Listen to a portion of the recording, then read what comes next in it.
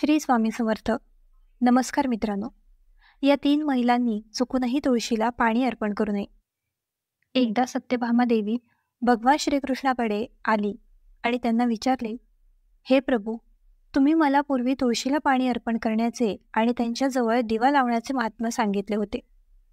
पण आज हे प्रभू, मी तुळशीला पाणी अर्पण करण्याचे नियम शिकण्यासाठी तुमच्याकडे आले आहे. कृपया मला सांगा की कोणत्या महिला तुळशीला पाणी अर्पण करू शकतात आणि कोणत्या नाही. भगवान श्रीकृष्ण म्हणाले, हे सत्यभामा, तुम्ही आज एक उत्तम प्रश्न विचारला आहे. तुळशीला पाणी अर्पण करण्याचे महत्त्वाचे नियम आहेत. या नियमांचे पालन करतानाच तुळशीला पाणी अर्पण करावे आणि नियमांचे पालन न करणे हे एक गंभीर पाप मानले जाते. देवी लक्ष्मी त्यांचे घर सोडून जाते. हे सत्यभामा, आज मी तुम्हाला 3 महिलांबद्दल सांगेन ज्यांनी तुळशीला पाणी अर्पण करू नये. या महिलांना तुळशीला पाणी अर्पण केल्याने कोणतेही शुभफळ मिळत नाही.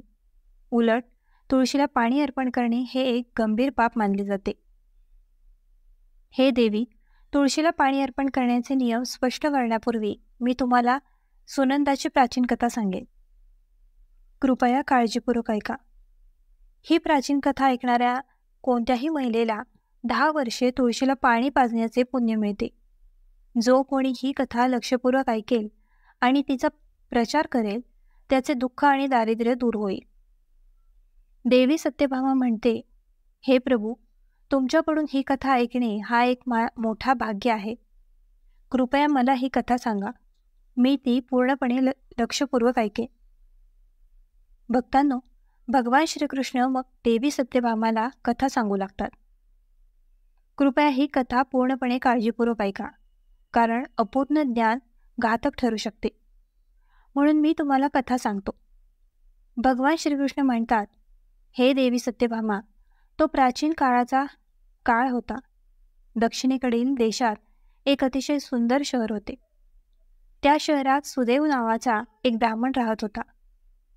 सुदेव खूप बुद्धिमान आणि शास्त्रांमध्ये पारंगत होता. त्याने वेदांचाही अभ्यास केला होता. त्याच्या शहराजवळ एक शहर होते. त्या शहरात ध्यान शर्मा नावाचा एक विद्वान ब्राह्मण राहत होता. त्याला सुनंदा नावाची एक मुलगी होती. ध्यान शर्माने तिला खूप प्रेमाने आणि आपुलकीने वाढवले होते. त्याची मुलगी अत्यंत सुंदर आणि सद्गुणी होती. जेव्हा सुनंदा लग्नायोग्य झाली तेव्हा ध्यान शर्माला तिच्या मुलीच्या लग्नाची काळजी वाटू लागली. म्हणून तो त्याच्या पत्नीला म्हणाला, माझ्या प्रिये, आमची मुलगी आता तरुण आहे. आता तिचे लग्न आत्ताच करायला हवे. तेव्हा त्याची पत्नी म्हणाली, महाराज, मी सुदेवा नावाचा एक विद्वान ब्राह्मण ओळखतो.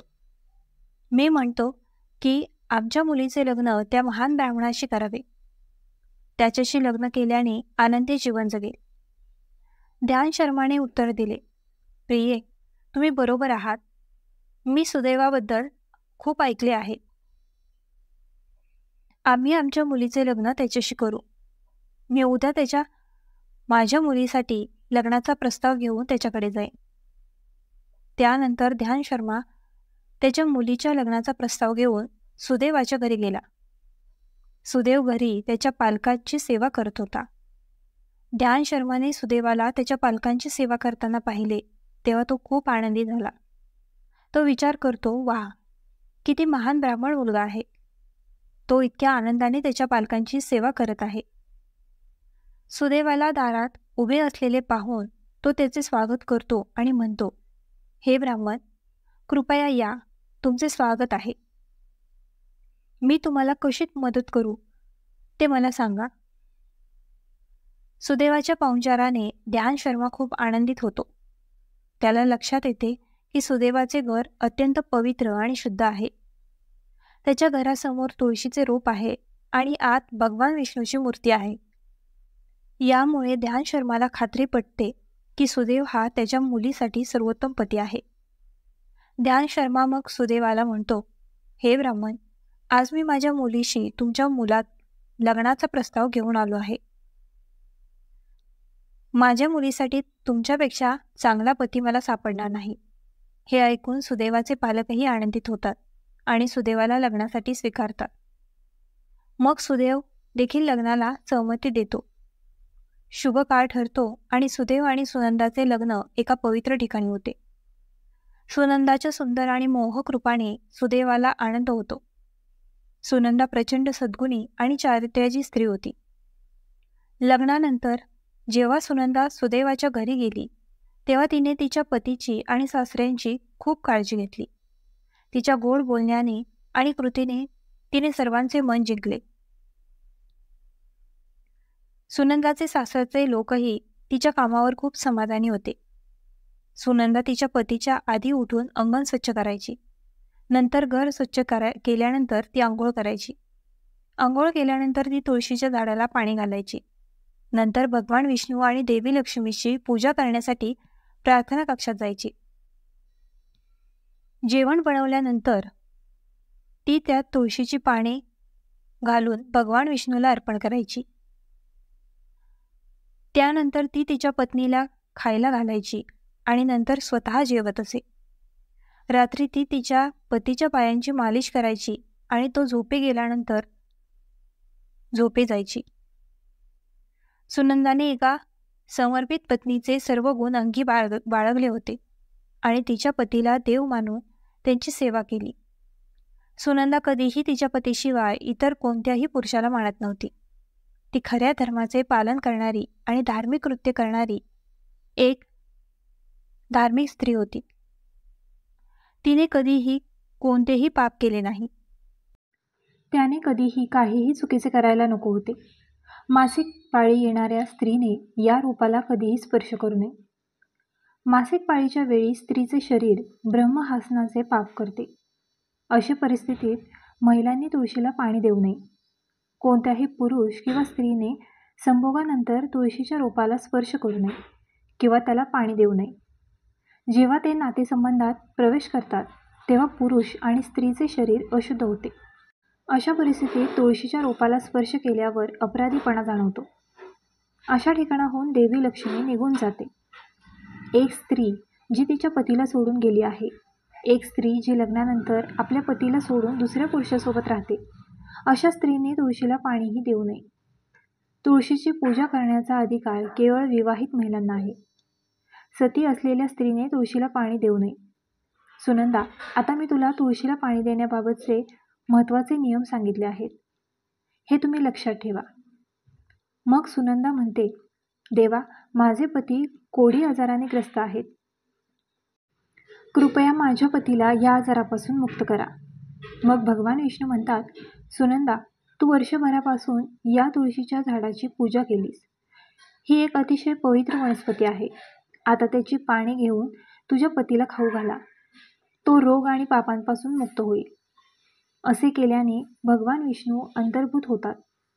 हे ऐकून सुनंदा खूप आनंदी होते आणि वारंवार नमन करून भगवान विष्णूचे आभार मानते. मग सुनंदा त्या तुळशीच्या झाडाची काही पाने तोडते आणि घरी जाते आणि तिच्या कुष्ठरोगी पतीला खायला घालते. ती तुळशीची पाने खाताच तिचा पती लवकर बरा होतो आणि सुनंदाला मिठी मारतो. हा चमत्कार पाहून सुनंदाची मेहुणी देखील खूप आनंदी होते आणि मग ते सर्व आनंदाने जगू लागतात. भगवान कृष्ण म्हणतात, हे सत्यभामा, म्हणून या परिस्थितीत स्त्रियांनी तुळशीला पाणी देऊ नये किंवा तुळशीला स्पर्श करू नये, अन्यथा त्याला सुनंदाच्या बाबतीत घडल्याप्रमाणेच अशुभ परिणामांना सामोरे जावे लागते. आता तुम्हाला तुळशीच्या झाडाशी संबंधित महत्त्वाचे नियम माहीत आहेत. शास्त्रानुसार तुळशीची लागवड करण्यासाठी सोमवार, बुधवार आणि रविवार खूप शुभ असतात. परंतु ग्रहण काळात म्हणजे सूर्यग्रहण, चंद्रग्रहण इत्यादी काळात तुळशीची लागवड कधीही करू नये. तुळशीची रोपे मातीच्या भांड्यात लावणे चांगले. तुळशीचे रोप घराच्या मुख्य दरवाजासमोर एका सुंदर भांड्यात लावले पाहिजे. तुळशीचे भांडे नेहमी जमिनीवर किंवा एखाद्या उंच ठिकाणी ठेवले पाहिजे, पण त्याचा अट्टहास होता कामा नये. तुळशीच्या रोपांमध्ये चांगली माती वापरली पाहिजे. तुळशीच्या भांड्यात कधीही अशुभ जागेची माती ठेवू नये. तुळशीच्या भांड्यात स्मशानभूमी किंवा शौचालयाची माती कधीही वापरू नका. तुळशीच्या झाडाची रोज पूजा केली जाते. ते कधीही जमिनीवर ठेवू नये. जमिनीत पेरणी केल्याने तुळशीचे झाड अशुद्ध होते आणि त्याच वेळी त्याचा आकारही खूप मोठा होतो, ज्यामुळे त्याची पूजा करणे कठीण होते आणि लोक तिच्या फांद्या तोडायला लागतात. याशिवाय त्यांची काळजी न घेतल्यास प्राणी त्यांचे नुकसान करू शकतात. तुळशीच्या लागवडीसाठी ईशान्य आणि पूर्व दिशा सर्वोत्तम मानली जाते. यामध्ये ईशान्येकडील दिशा खूप शुभ आहे. या दिशेने तुळशीची लागवड केल्याने घरातील वातावरण सकारात्मक बनते आणि शुभ परिणाम प्राप्त होतात. अंगणात तुळशीचे रोप लावणे तर खूप शुभ असते. तुळशीची लागवड कधीही आग्नेय दिशेला करू नये. ही आग्नेय दिशा आहे. तुळशीचे रोप या दिशेने ठेवल्याने ते लवकर सुकू लागते. तुळशीचे रोप कधीही अंधारात ठेवू नये. संध्याकाळी दिवा लावला पाहिजे. याशिवाय तुळशीच्या रोपाला चुनरीने बांधले पाहिजे. चुनरीशिवाय तुळशीचे रोप अपूर्ण मानले जाते. तुळशीच्या रोपाला हिरवी बांगडी, लाल किंवा पांढरा धागा बांधण्याची खात्री करा, पण तुळशीचे कधीच ऐकता कामा नये. तुळशीची पाने तोडताना लक्षात ठेवा की चाकूसारख्या धारदार वस्तूंचा वापर करून तुळशीची पाने तोडू नका. तुळशीची पाने बोटांनी कापून घ्या. तुळशीच्या झाडाचे खोड कधीही तोडता कामा नये. थोडा अधिक वेळ लागू शकतो, परंतु तुळशीचे एक पान तोडले पाहिजे. तुम्हाला जेवढी गरज आहे तेवढेच पाने घ्या. पाने तोडताना नखेही वापरू नयेत. यामुळे स्त्रीला दुर्दैव येते. एकादशीच्या दिवशी तुळशीची पाने कधीच तोडता कामा नयेत. तुळशीची पाने एकादशीच्या एक दिवस आधी तोडली पाहिजेत. सूर्यग्रहण, चंद्रग्रहणादरम्यान तुळशीला स्पर्श करू नये. तुळशीचे पाने संध्याकाळी तोडता कामा नये. संध्याकाळी तुळशी झोपलेल्या अवस्थेत असते. अशा वेळी तुळशीची पाने तोडणे हे पाप मानले जाते. तुळशीची जुनी वाळलेली पाने कधीही फेकू देऊ नयेत. ते जमिनीत घाला, पण ते कधीही नाल्यात किंवा कचऱ्यात टाकू नका. तुळशीचे पाने रविवारी देऊ नये. या दिवशी पाणीही तोडता कामा नयेत. केस धुण्यासाठी फक्त स्वच्छ पाणी वापरा. तुळशीला कधीही घाणेरडे खोटे पाणी देऊ नये. तुळशीची रोपे चुकूनही अस्वच्छ ठिकाणी लावू नये. अनेक वेळा स्त्रिया तुळशीची रोपे अशा ठिकाणी लावतात जिथे ती जागा अशुद्ध असते. नाल्याजवळ किंवा भांडी किंवा कपडे धुतले जातात अशा ठिकाणी तुळशीचे रोप कधीच लावू नये. त्यामुळे काय होईल? तुळशीच्या रोपामध्ये घाण पाणी पडते. हे अत्यंत अशुभ मानले जाते. तुळशीमध्ये घाण पाणी पडल्याने तुळस अशुद्ध होते. तुळशीला आंघोळ केल्याशिवाय पाणीही देऊ नये. तुळशीला पाणी देणाऱ्या कोणत्याही स्त्रीने तिला आंघोळ करून आणि कपाळावर सिंदूर लावल्यानंतरच तुळशीला पाणी द्यावे. तरच तुळशी मैया हे पाणी स्वीकारते. जे अविवाहित आहेत किंवा ज्यांना पती नाही त्यांना सिंदूर लावण्याची गरज नाही. तुळशीचे रोप कधीही कोरडे होऊ नये हे लक्षात ठेवा. हे एक वाईट चिन्ह आहे. तुळशीचे झाड कोरडे पडते तेव्हा हे समजून घेतले पाहिजे की घरात नकारात्मक ऊर्जा आहे. त्यामुळे तातडीने कारवाई करण्याची गरज आहे. गुरुवारी तुळशीच्या झाडावर कच्चे दूध ओतून माता लक्ष्मी अत्यंत प्रसन्न होते. घरातून दुःख, गरिबी आणि अस्वस्थता दूर होते. गुरुवारी केळीच्या रोपाबरोबर तुळशीचीही पूजा करावी. यामुळे कधीही खर्च न होणारी संपत्ती मिळते. दिवाळीत माता लक्ष्मी आणि भगवान गणेशाची पूजा केली जाते. त्यामुळे गुरुवारी त्यांची पूजा करणे आवश्यक आहे. अशा प्रकारे भगवान कृष्णाने देवी सत्यभामा यांना तुळशीला पाणी देण्याचे महत्त्व सांगितले. तर मित्रांनो, हा व्हिडिओ कसा वाटला आम्हाला कमेंट करून नक्की सांगा आणि आपल्या ग्लो मराठी चॅनलला लाईक, शेअर आणि सबस्क्राईब करायला विसरू नका.